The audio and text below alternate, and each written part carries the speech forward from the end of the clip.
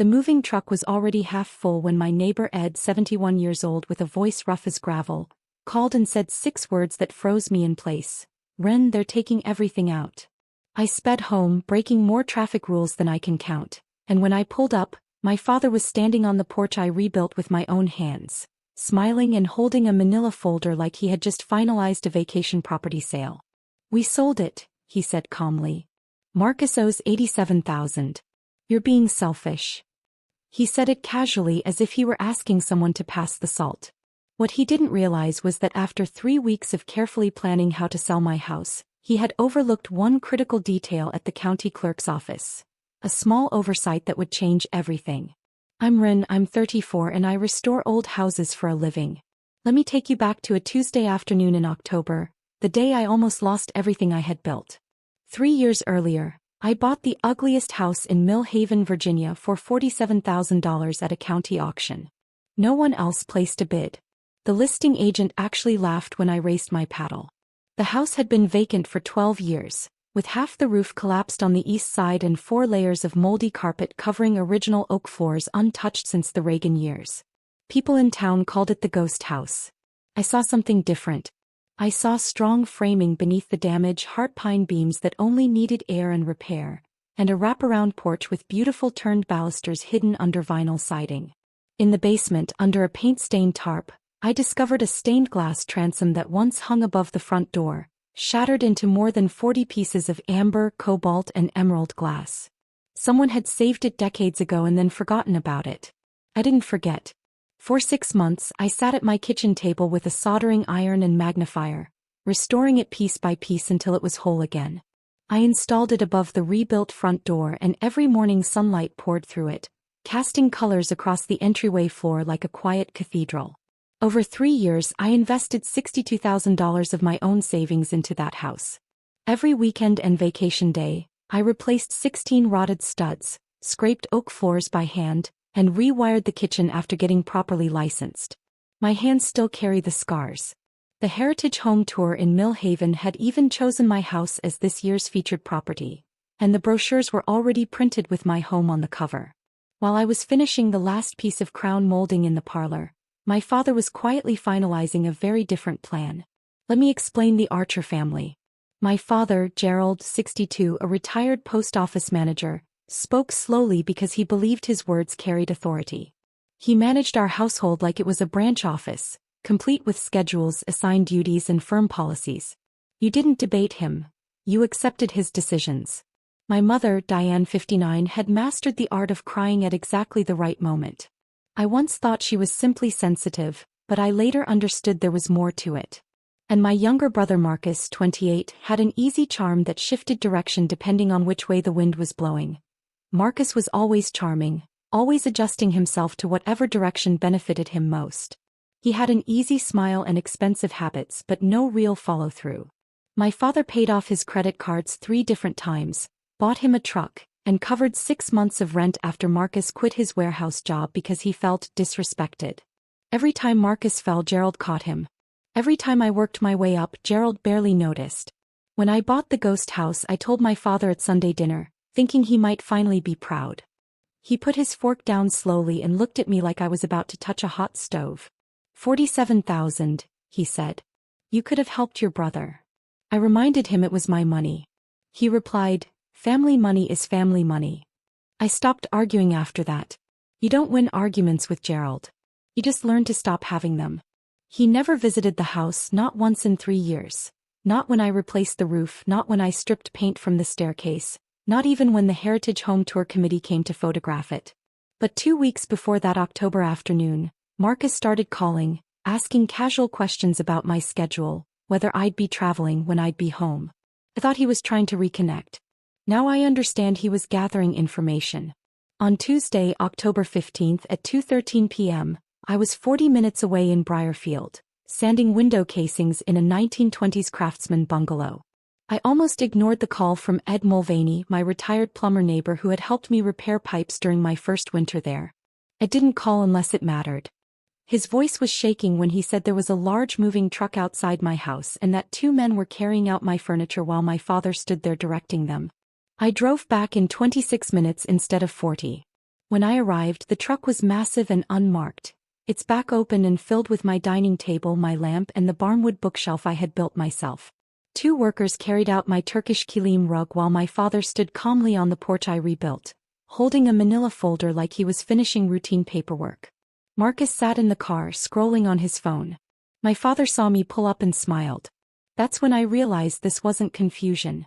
It was deliberate. I walked up the steps and Gerald handed me a stapled contract. "It's done," he said. "Sold for $195,000. Cash closing Friday." I could barely process it. He said he had power of attorney and that it was legal. He explained that Marcus owed $87,000 to dangerous people who had shown up at his house and threatened him. My mother stepped outside, already crying, saying Marcus could have been hurt and that desperate measures were necessary. I asked if anyone had thought to call me. Gerald answered plainly that I would have refused, so he made the decision himself. I looked down at the document and saw his signature on the seller's line, my name typed above it with, "By Gerald Archer, attorney," in fact beneath. He had used the power of attorney form I signed 2 years earlier while lying in a hospital bed after a scaffolding accident. I had signed it with a broken collarbone and medication in my system because he stood beside me and said it was just a precaution, something responsible families did, just in case. He had kept that power of attorney document for 2 years, waiting for the right excuse to use it. When I told him he had planned this, my voice stayed steady because I needed it to. Gerald calmly closed the folder and said he had saved the family. I walked past him into the house and saw empty rooms, dust outlines on the floor where furniture had stood, and the butcher block island I built from a fallen walnut tree completely gone. In the entryway, I looked up and saw that the stained glass transom was missing. I ran to the garage and found it lying on a moving blanket, wrapped in newspaper with blue painter's tape labeled "Fragile," included with house. I carefully unwrapped it and saw a thin crack running through the cobalt panel, damage from careless handling that could never be undone. I carried it back to the porch and set it down. Gerald crossed his arms and said it was part of the house and belonged to the buyer. That was the moment I realized he didn't see 3 years of effort. He saw only a transaction. I told him he hadn't just sold a house. He had sold years of my life without asking. He insisted I would eventually understand he did me a favor. Instead of arguing, I stepped away and sat in my truck to think clearly. After restoration, the house was worth around $310,000. He sold it for $195,000, far below market value. I had invested $62,000 in materials and 3 years of labor. The upcoming Heritage Home Tour, which had featured my house on its brochure, would be ruined if the sale went through. My professional reputation as a restoration specialist could collapse overnight. If I stayed silent, I would lose everything and Marcus would once again be rescued at someone else's expense. So I called Janet Holloway, the real estate attorney who handled my deed and once advised me to revoke the power of attorney after I discovered my father had withdrawn money from our shared account without asking. I had followed her advice 2 years earlier and formally filed the revocation with the county clerk. Gerald never knew because he never checked. When I told Janet that my father had used the old document to sell my house, she immediately asked whether the deed had transferred yet. It had not. Closing was scheduled for Friday. She explained that since the revocation was officially recorded, any contract signed under the old power of attorney was completely void. A revocation overrides the original document as soon as it is filed. She paused and asked the obvious question: had he checked the public record? The answer was clear. He hadn't. No, of course he didn't check, I told Janet. She let out a long breath and said she would file an emergency motion first thing in the morning to freeze the deed transfer. The title company couldn't legally close without clear authority, and once she flagged the recorded revocation, the sale would collapse.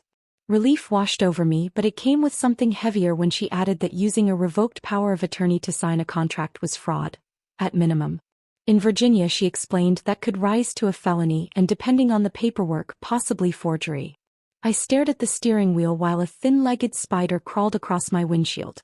Janet reminded me that misuse of power of attorney rarely happens, only once. She was right. The $4,000 he quietly took from our emergency account 2 years earlier had been a test run. This was the full production. I told her I didn't want my father in prison. She said that decision would be mine, but the legal consequences were real. For now, I asked her to stop the sale. Before hanging up, she said the paper he was waving around carried the same legal weight as a grocery list. That night I stayed at Ed's house. He didn't press for details. He simply showed me the guest room, set a towel on the bed and warmed up leftover stew. Sometimes silence is the greatest kindness. At 8:40 p.m. my father called. His tone was calm, controlled, the same voice he used when he believed he was unquestionably right. He warned me that if I blocked the sale, the men Marcus owed would return, this time to Marcus directly. He asked if I wanted my brother hurt. He mentioned the $20,000 deposit the buyer had already paid and suggested that if I made this public, I would look like the selfish daughter choosing property over family. I let him finish and simply said I would do what I needed to do. He hung up without a goodbye. 11 minutes later my mother called, crying and saying the stress was harming my father's blood pressure. When I asked whether she knew about the plan before that afternoon, there was a pause just long enough to answer the question without words. I ended the call. Neither of them asked how I was holding up. The next morning at 7:15, Marcus showed up at Ed's porch looking exhausted, dark circles under his eyes and wearing the same wrinkled shirt he must have slept in. He looked smaller somehow, like the younger brother who used to come to me when something broke. He said he was in serious trouble and hinted at threats if he didn't pay by the end of the month. He admitted he made mistakes but insisted Dad was only trying to help by selling my house. I told him he could have called me instead. He said if I blocked the sale he didn't know what would happen to him. I watched him closely. The fear in his hands was real, but so was the pattern I recognized from years of family pressure. When I asked whether he knew Dad planned to use my house, he couldn't meet my eyes. The silence told me everything. He knew, and he chose not to warn me. All my life the unspoken rule in our family was simple. Rin will handle it. Rin will fix it. Rin doesn't need help because she always finds a way. That thinking made it easy for them to take from me, assuming I would land on my feet again. When I asked Marcus how long Dad had been planning this, he hesitated and admitted it had been a few weeks. 3 full weeks ago, Dad contacted the buyer. Not a last-minute decision. Not panic. A carefully arranged plan behind my back. I told Marcus to go home. He walked away without meeting my eyes, just like our father always does when he's finished making his move. The next morning I got a call from Linda Fessler, head of the Heritage Home Tour Committee, full of excitement. The brochures were printed, she said, and my house looked beautiful on the cover. Even the mayor had confirmed for the ribbon cutting, and over 40 guests had already registered. She planned to stop by Friday for final photos, especially to capture the stained glass transom glowing in the morning sun for the local paper. I agreed, knowing that by Friday everything would either be saved or gone. After the call, I looked again at the glossy brochure proof she had emailed earlier that week. There it was. My restored home in warm evening light, the porch stretching proudly across the page, and beneath it my name listed as the restoration specialist for this year's featured property. 3 years of hard work summarized in one polished image. In less than a week people would walk through that front door. The only question was whether it would still be mine. That night I sat on Ed's porch as the October sky darkened early in the Shenandoah Valley. He handed me coffee, then his phone. He had taken dozens of photos the day the truck arrived. Clear shots of the license plate, the workers carrying out my furniture, and even my father standing there directing everything. Ed said years in plumbing taught him to document everything. He also overheard Dad telling someone on the phone to finish the job before Thursday because I'd be back Friday. That meant he knew my schedule exactly. Suddenly Marcus's friendly check-in calls from 2 weeks earlier made sense. They weren't about reconnecting. They were about timing. Ed added that the closing was set for Friday morning at the title company, the same day I was due home, so by afternoon the deal would be complete. The house would be transferred and the money sent before I even realized what happened. I immediately called Janet and shared the timeline. She assured me she would file the legal freeze before business opened Friday. As we sat there, Ed mentioned the buyer had stopped by recently to measure rooms and seemed unaware of the situation. I couldn't stop thinking about how carefully this had been arranged. The next morning I checked my mailbox and found it completely empty. Not just no mail for the day, but nothing at all, as if it hadn't received a single letter in weeks. That's when I realized this plan had been even more thorough than I thought, and pieces were still unfolding. When I opened my mailbox, it wasn't just empty for the day. It looked like it hadn't held mail in weeks.